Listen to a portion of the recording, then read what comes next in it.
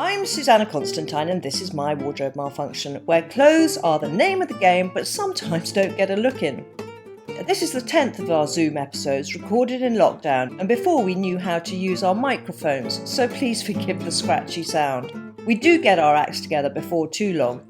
You can also find this episode as a video version on our website at mywardmal.com. You can go there to find out about our pyjama party too, and do email your stories to us at help@mywardmal.com. Finally, please subscribe, give us a 5-star review and follow us on the usual socials at mywardmal. Right, episode 10, here we come. Recorded in June 2020, it's with the King of the Jungle, Grand Dame of Panto and all-round showbiz legend Christopher Biggins, with a brief cameo by his lovely husband Neil. So, let's grab the handles, open my wardrobe doors and find out what's inside.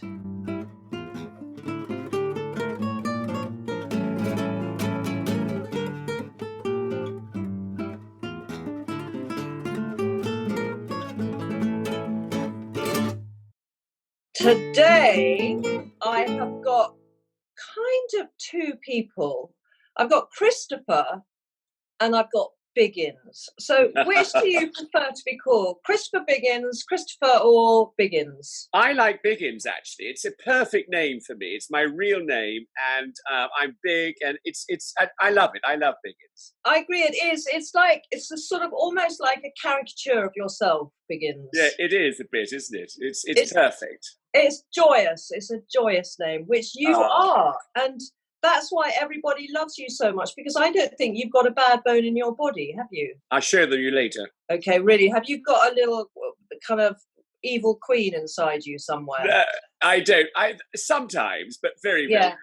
Very rarely. Yeah. I can't imagine you have. And you were so amazing on I'm a Celebrity, which you won.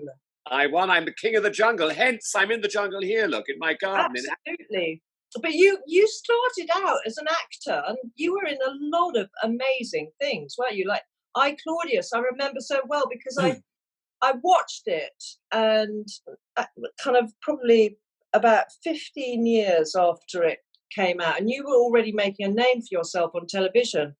And I remember thinking, oh my God, it's Christopher Biggins in I, Claudius, in your robes. You were Nero, weren't you? I was Nero. It was a wonderful, wonderful role. And I loved, and I really felt interesting that we are going to be talking about what we wear and things. But it's very interesting. When I played Nero, I honestly knew that at one particular point, way, way back, I was Nero. Really? Yeah, I really do. Now this is where it's interesting what you said earlier, because Nero was an evil man. He was vile. What he did was extraordinary. But I really locked into him. I mean, it was a wonderful role to play, and I love wearing raw silk and long flowing kaftans, and my hair done every day and fresh flowers put into it. I mean, it was fantastic. We were given a lecture before we made the series. We were given a lecture about servants. And this man told us, today, you should really think about servants as machines. And in fact, Nero would have probably had about 300 to 400 servants. And I love that idea. Well, I mean, wouldn't we all love that, especially now? I know. I feel like I'm playing the part of about 400 servants right now, because I've got everyone here, and anyway, so many of us, we're all in the same boat. And, exactly, that's the only thing that keeps us going. Exactly, we're all here. But Biggins, so when you've always, it's like when you wear costume, it seems so natural to you. So throughout your time in pantomime and everything, and then have you done Strictly? You've done Strictly, haven't you? No, I haven't done Strictly. Strictly is far too difficult. I did it. I got booted out of that first too, and my fucking hell, that was hard. I know. I think you were badly treated, and I think it's very tough. It's very tough. Yeah. And you don't realise, and you've got to be really fit and athletic to succeed in that, I think, It's interesting you talk about costumes, because I remember David Walker I think was his name, was very early, was a wonderful costume maker. And I did a play at the London called London Assurance at the Royal Shakespeare Company. And he said to me, designers adore big men and big women because their costumes look so much better on a big person. It's a sort of, the costume can breathe. That's so interesting. Well, I found it interesting. And he loved, I was at the company with Elizabeth Spriggs, and she was a big woman. And it is true, you can see more of a costume on big people. I mean, it's fascinating. But that's so the antithesis of what fashion designers believe, who send their clothes out on little, yes, papers. I know. But I guess when you're kind of, especially on film and on stage, actually, you're right. It's probably, if it's on a larger frame, clothing is on a larger frame, it is going to be more visible. Of course it is. And certainly, I think this was, he said this to me 45 years ago. And 45 years later, when I think about the pantomimes that I do, the secret of my pantomime Dame is every entrance I have a new costume. And they're like sets. They're huge. And they make people laugh. As soon as I come on, people laugh. I mean, it's wonderful. Yeah. And I guess also there is kind of more room for embellishment, kind of, isn't there? There's kind of a bigger... Of course. But I've never thought of that. That is a really good point and something I'm going to ponder.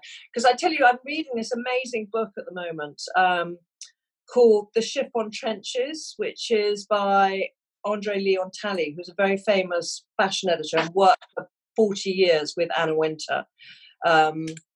And he's a very tall, he's like 6'6" black guy who ballooned, had a terrible eating disorder and couldn't stop, was comfort eating, and he ballooned and ballooned and ballooned.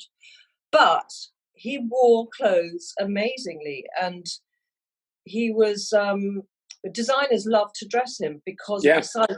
But I don't think it's the same for women, but I think for men in fashion, it doesn't matter what size you are. I don't think it does. I mean, one of my favorite designers from men point of view and from women as well is Izzy Miyake, who always does big outfits, big sizes, statements. And I've got some outrageous Izzy Miyake outfits, and they're just wonderful. I love them. What's the most outrageous outfit you've ever worn, not as a costume? Right. I tell you, I did a series years and years ago with Cilla Black called Surprise, Surprise. Which and I love. Cilla every week had to have a new dress. That was part of her deal. So I had to have a new suit every week. And I had various tailors, but I had a pink suit made by, I'm going to forget his name now. He was part of the Beatles designer. Okay. Wonderful. Fish. Tommy. No. No. Tommy Fish? Tommy Nutter. Tommy Nutter, that's the one, yeah. And Tommy Nutter was absolutely divine. And he made me a pink suit. But what was so wonderful about this pink suit was it was so subtle. Now, you can't say, I say to you, I'd like to wear a pink suit. You think, well, that can't be subtle. This was subtle. It was the most gorgeous fabric. It was the most wonderful fabric. And also it was the most wonderful color. It wasn't a sort of salmon pink. It was less than that. And it was just, I adored it. And I kept it for years and years and years. And eventually I had to throw it away because it just lost everything. And I couldn't find another replacement from anywhere. I mean, it was a brilliant, brilliant suit. And I've got a wonderful Izzy Miyake, really big black trousers, which are wonderful. And then on top, there's a sort of coat which goes right down to the ankles in black and white. And it's really fabulous. It's very striking, it's outrageous. Now, when I was younger, I was brought up in Salisbury in Wiltshire. And when I think I was about 14 and 15, and I used to go shopping with my mother. And my mother wouldn't stand next to me. I had to either walk in front of her or walk behind, because I used to wear a full-length blue kaftan. No, you were how old? I was 14, 15. If I was next door to you, I'd be high-fiving you. That's fabulous. I Well, love you for that. I'm glad you thought so, Susannah, but my mother didn't. She had other views on it. But it was wonderful, and I loved it. And I wear a lot of kaftans. I've had a lot of kaftans given to me as presents. They're wonderful for holidays. But as a 14, 15-year-old, which is now, we're talking about 55 years ago, was quite something in a little a village in Wiltshire. But what drew you to that? What at that age, 14? So that would have been what? It would have been kind of early. Was it so early mid 60s? Would it have been? Yes, it was early 60s. Were you wearing it because that was what was in fashion at that time, or I must have seen it on television. I think I must have seen it in the newspaper. And very few people. Well, there were sort of a lot of people in that particular time. Well, it was all the hippies were wearing that. They were all the hippie time. Yes, exactly. Yeah. And it was just very comfortable, and I loved it. And I was and I had very long hair too. I mean, my hair was down to here. I'm desperate to see a photograph of you as a 14-year-old. Oh, I must have a look. I think I've got one upstairs somewhere. But I mean, it was fantastic. It really was good. How tall are you? 6'1". Are you? Okay, so you've got the height then to carry all this stuff off. Yes, I think I have. Have. I mean, I for instance, the only time that men can really officially dress up, I feel, is with black tie. And of course, black tie is so boring. But I was a judge on the tour of Dancing on Ice. And the designer was the same designer on Surprise, Surprise. So he had I brought in Marks and Spencer's dinner jackets, 2 black and 1 white. And he studded them with diamante. And they are fantastic. I mean, they are covered. And I love them. Good for you. I mean, it's kind of, I think now, obviously, it's kind of more acceptable for men to go off-piste from the straight and narrow of tailoring. But I wish that men had the balls to, to sort of stay on that path. It's like my husband, actually both my husband and my son, they love wearing bright colours. They love colours. They love floral shirts. And I really celebrate that. And, my husband has an amazing it's not quite lime green, but it's this beautiful leaf green almost. I can just see your flowers and your tits now, Biggins. Well, I'm just showing you. I'm just showing you my shirt. I love these shirts. Oh, where's that from?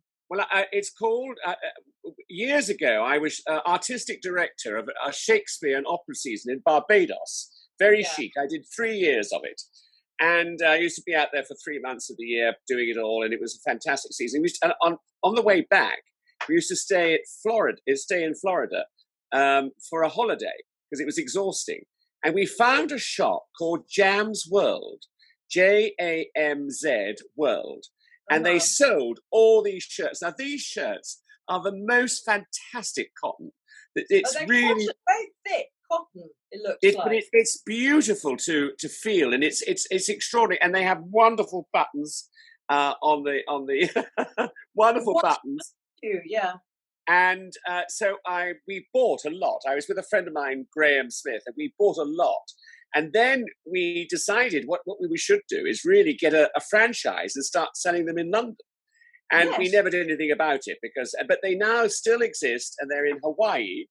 And they do all these, and they do wonderful women's clothing as well. Do they have a website? They have a wonderful website online, and they have lots of fabulous dresses for women and shirts for men, and also trousers too. I can't tell you, the cotton is so soft. Yeah, I can see. It's that really smooth, soft cotton. Yes, very and tight, tight weave. I've got about 20 of them. They're great. And I absolutely adore them. They're really marvelous. And actually, weirdly, I think by accident rather than design, Biggins, those are very fashionable with young guys now. Those kind of shirts. It's got short sleeves. Short sleeve, yeah. So cool. I love them. They're fantastic. I mean, and the cotton is, and I can't wear any man-made fibre. Why is that? You sweat like a pig in a sandwich bag. And I come out in a rash, and I smell a bit too. It's horrible. Ooh. So I can only wear cotton, which I love. And where do you get your glasses from? Because you always have the best glasses. Well, these are fantastic. I mean, I started wearing glasses. I did a series called for children called On Safari. Yeah, and, I remember you in your little safari hat and your little safari shorts. That's right. And I had different coloured glasses every week. In fact, I had at one particular point, I had a chest of drawers, which was all portioned off, and I had 400 pairs of glasses. And sometimes I would dash out in the morning in the car, and I'd just grab a pair of glasses, and I looked in the mirror of the car and realized I was clashing with everything. I mean, because the color was absolutely extraordinary. But we go down to a great company in Cuckfield, down in Sussex. That's where I live. Do you not know the girls who run this the eye centre? No, because I go to Tom Davis, who is the best in the world. But these are my Tom Davis glasses, designed for my face. Oh, they're marvellous. They're very good. They're quite but cool, you should pop in and see. I'm going to look it up now. You should pop in and see them. No, I know it really well. I know the shop really well. So, you know the spectacle shop? Yeah, I do. I'm in there every day, virtually. Well, there you go then. Oh, there you go. Yeah. Well, the girls are marvellous. Okay. And they do all my classes now. How did you come across them? Whereabouts? Do you live near there? No, they got in touch with me because I wore glass, and they said, "Look, we love your glasses, but we'd like to design some glasses for you." Oh. And so it was a wonderful opportunity. They were great. Yeah. I used to do some of the Specsavers. I used to host their big events every year, and then they would give me glasses there as well. I mean, I love glasses. I did have an operation to have the what's it called? Oh, laser. Cataract. Oh, I've had cataracts too. But I don't need to wear glasses, but I still like wearing glasses. I think they're good. But don't you find they're kind of like, maybe not so much for you, but I find they're a form of protection in a way, and they hide a multitude of sins. I agree with you. I totally agree. They're comforting somehow. Yeah. You know, you feel good, and I just think I think glasses. If you have, I think boring black glasses, terribly round shape or boring shape, they're terrible. Yeah, you have to say round because I'm wearing black glasses. No, but yours are fantastic because they're big. Yeah. They're great. Yeah. I remember when I first went to New York, there was a spectacle shop all over New York, and they were on every corner. And you could go in and you could get a pair of glasses, and you go back 2 hours later to pick them up, and they were sort of like £25. I mean, they were absolutely fantastic. Yeah. And Cohen's, they were called. And there was a wonderful story when they started to do contact lenses. They had a man go in and try on the contact lens, and he said, the man in the shop said, "So why don't you go out and look up and down the street?" So he went out and looked up down the street and then ran off without paying. That's right. That's brilliant. But do you have, what was your, I'm sure you've had many, Biggins, but your worst wardrobe malfunction? I've had a few, I must say. I'm just trying to think. What can I think? I'm so old. It's very difficult to... Your memory is incredible. It's very kind of say so. Everything. Malfunction, I suppose. I don't know. Perhaps it was a pair of shorts or something, which were far too short or something. Or I tell you what I do like. I love trousers that finish at the calf. Yes, nice. And for the summer, I mean, I'm much more. I prefer summer wear than I do winter wear. I find suits boring, and I never wear a tie. I don't like ties. Mm-hmm. I only wear ties if I'm asked to wear a tie or it's a funeral or something like that. But I hate ties, and I'm much more of a summer person because it's lovely in the summer, and I love hats too. Yeah. So what kind of hats? Fedoras or... No, like straw hats. Oh, nice straw hat, yeah. Neil, you wouldn't get that one from... Neil, we're having afternoon tea here on the other side. You wouldn't get that one. It's in the hallway, the round one. Oh, yeah. I can just show Susannah. What are you eating for your afternoon tea? Show me. Neil made a chicken and mayonnaise sandwich, which was absolutely delicious. And a cup of Earl Grey tea, so it was absolutely fantastic, really good. And then what do you have at dinner time, or do you just stop there? No, we don't, sadly. But what happens is we tend to get up late. Yeah. And then go to bed late. Okay, so the Spanish way. Yes, it's like George suggested we do this at 10 o'clock in the morning. And I said, oh, my God, no, I'm nowhere near it. But this, I adore this hat. Now, this I think, shows the eccentric Biggins. Oh, my God. No, you can't wear it like that with the peak up. You look like... What I do, put it down? Yeah, a bit down. Because just up like that, you look like a total kind of... I don't know what you look like. That is not a flattering hat. I'm sorry. I can't remember. I bought it up. But who's that sensible person? Is that your beloved? That's my partner, Neil. Say hello. Neil, hi, Neil, please. Hi, Neil. Can you, Neil? Yes. That looks shit on him. That hat. You got to. It does. I think I've got to take it off, and I don't know why it doesn't seem to behave itself. Well, I don't think I've ever worn it down like that. Hang on, let me just do that. Hang on. I think. No. That's better. That's so much better. Much better. Yeah, that is better, isn't it? You're right. Now you don't like. You should be sitting in the corner of the classroom, which is how it made you look the other time. And Christopher, so darling one, do you have a comfort blanket? Is this a piece of clothing that really makes you feel happy? And if you're feeling down, it's your go-to item. On our bed, which we have a huge king-size bed, either side of us, we've got a great friend called William Sharp, who does incredible cashmere sweaters and cashmere shawls, and they're all with Diamante on. And he's done us each a reversible, dark on one side, grey, and light on the other side. And in the corner, I've got CB in Diamante, and Neil's got NS, Neil Sinclair, on his in Diamante. And that is lovely. And invariably, my favourite place for watching television is in bed. So we'll lie on the bed, which has been beautifully made by our girl, and then I put that blanket round, and it's so gorgeous to feel the cashmere and everything. It's wonderful. It's wonderful. And he's a very clever man. It's really serious. Good. That's a serious comfort blanket. Yeah, I love cashmere. We all love a bit of cashmere. There's nothing better. Well, I must give you his number because he does a sale every year, and his stuff you would love. Yeah, it's I would. Absolutely fantastic. He sells in Harrods at a fortune. Yeah, I love the idea of it being reversible. So do I. It's actually marvellous, and it's light and dark grey, so it's wonderful.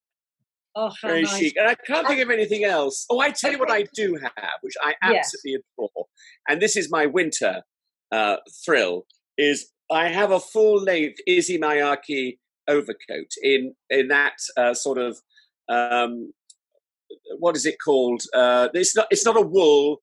It's sort of shiny. Almost like yeah.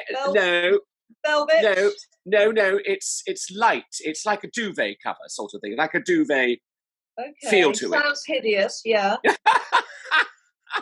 Yeah, carry on. I don't like the idea of walking in a duvet, but no, but it's similar to that, and it's a fabulous coat, and I absolutely love it. And I used to think, one day I'll get one of these coats. I adored it, and it's beautiful. So it's a down jacket.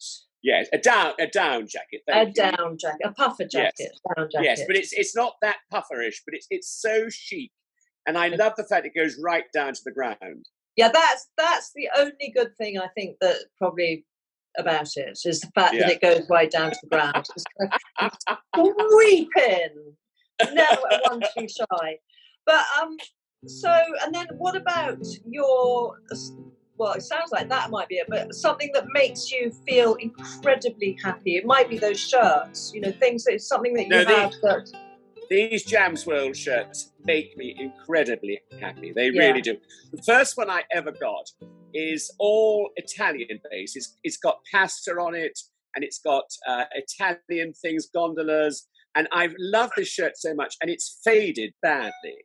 But I still love it, and I won't give it up. And I go out, and all these shirts I have are fantastic. I adore them. I'm literally, as soon as I say goodbye to, which I'm going to do quite soon, because I want to go and look at Jam's World. Because you'll love it. because I know the cotton you're talking about, because there was a shop in Saint-Tropez in like 70s when we used to go there when I was children. My parents had a teeny weeny little doll's house down there in a village behind. And we used to go to this place called Shows, and they did these amazing cotton shirts, which I've still got, and I've got my father's as well. And it's that same cotton. It's almost like it's double cotton, but it's not. It's really thick and really smooth and soft and pliable. So I'm definitely going to look them up. I tell you the thing, something that I lust after, and I've never found one, I think because they don't make them that big, is I love what headmasters used to wear at school when we went to school, those sort of linen blazers, but very, very baggy. They had no shape to them, really. Yeah. It was just, and they were just divine. I would adore one of those, but I don't know where you get it from, and I've never seen one. Probably, if you've got a friend with a big dog, you might find it in their basket. A jacket like that. I mean, I'm sorry, you've got to stop wearing all these big clothes. I mean, I'm sure they make you feel comfortable, but because you've got the height, I would imagine you can afford to wear things a little bit more tailored sometimes. Well, I do, and I've got some very nice. I've got a very nice Prince Charles. What do they call it? Prince of Wales check. Prince of Wales check. I've got, which I love. I love that. I've got another pink suit, which is not as good as the original pink suit. That sounds amazing, that pink suut. I tell you, Susannah, you would have adored it. Yeah. And then I've got a few other suits that I love, and I love blazers. But I just find, if I'm going to be honest with you, men's clothing is really boring. Yeah. You know, you want to go to, I don't know, but Richard James does really fantastic suits in good. Bright colours, and you know that lovely raspberry pink and kind of almost turquoise, but not, you know, flecks with white. It's like sorbet colours, really beautiful. Which I would love. I love all that. Biggins, have you been witness to any other people's malfunctions when you've been, you know, acting or on stage or in a film? Yes, I think there have been one or two, and I think it is. I tell you what, I think the most malfunctions I've ever seen in my life, and I saw them constantly, and it's a place I love to go at least once a year for like 3 or 4 days, because it makes me, all the people that go there make me look like Twiggy. And it's Las Vegas. And Las Vegas is full of the most hideously fat men and women who wear the most, and you go around, walking around with all these, pull things to make money, what have you. And there's whole families of them. You know, there's like 20 of them coming towards you, and it makes me die with laughter. And then Malfunction, I think, with the larger man and woman is a hit in Las Vegas. Oh my God, leaving Las Vegas, I think it's, oh my goodness, that's fantastic. All right, my darling. Well, listen, thank you so much for taking the time. And you're so lovely. You really are. You're amazing. And I send you a big fat kiss, and hopefully our paths will cross. I hope very so. soon. I'm going to wear my Izzy Miyake long coat. You're to like it. That's what I say to that. Bye. Bye, darling.